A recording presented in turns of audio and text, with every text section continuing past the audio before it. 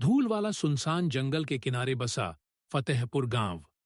चारों तरफ घना और डरावना जंगल फैला हुआ था। अमावस की काली रात थी। पूरा गांव जैसे एक खामोशी की चादर में दबा हुआ था। सिर्फ दूर से कुत्तों के भौंकने और हवा में पत्तों की सरसराहट की आवाजें सुनाई दे रही थीं।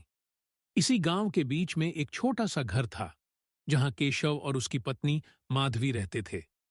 उस रात केशव जंगल से लकड़ी लाने जा रहा था। केशव, आज अमावस की रात है, जंगल मत जाओ, मुझे डर लग रहा है। माधवी, डर मत मानो। अगर मैं नहीं गया तो घर का चूल्हा कैसे जलेगा। मैं जल्दी लौट आऊंगा। माधवी ने बहुत समझाया, लेकिन केशव नहीं रुका। वह अपनी कुल्हाड़ी हाथ में लेकर जंगल की ओर बढ़ गया। गांव के बीचों बीच पुराने बरगद के नीचे हरिया की चाय की दुकान थी। वहीं बैठे थे हरिया, ललित, देवू और बैरागी काका। अरे ये कुत्ते क्यों इतना भौंक रहे हैं? मुझे तो लग रहा है कोई आत्मा घूम रही है।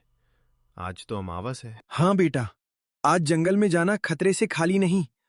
छलावा भटकता रहता है, कभी इंसान का रूप ले लेता है। तभी लालटेन की कांपती रोशनी में केशव आता दिखाई दिया।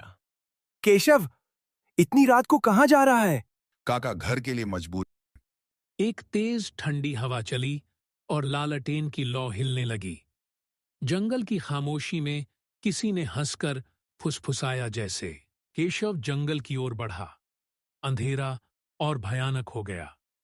पेड़ों की टहनियां मानो किसी इंसान की तरह हिल रही थीं।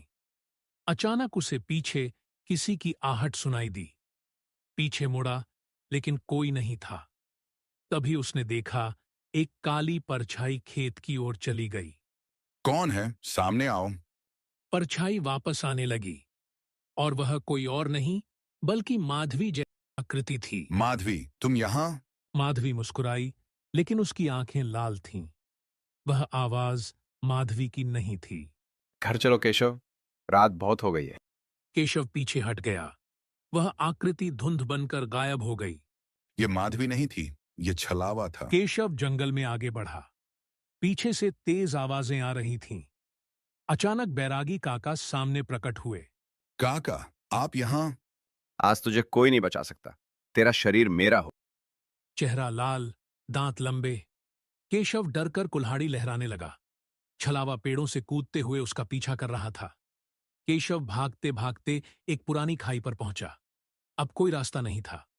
तभी उसे एक पुरानी जादुई लालटेन याद आई, जो उसने बचपन में अपने दादा से ली थी।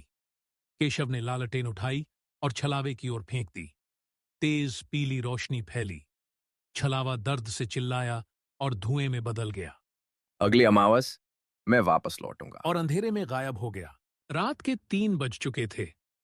माधवी घर के दरवाजे पर खड़ी केशव का इंतजार कर रही थी। सुबह होते ही वह चाय की दुकान पहुंची। सब लोग जंगल की ओर गए। थोड़ी दूर पर केशव पेड़ के नीचे सोया हुआ मिला। होश में आने पर उसने पूरी रात की कहानी सुनाई। छलावा गया नहीं है, वो फिर किसी और रूप में लौटेगा। फतेहपुर को सावधान रहना होगा। सब लोग चुपचाप अपने घर लौट गए। जंगल फिर से खामोश हो गया।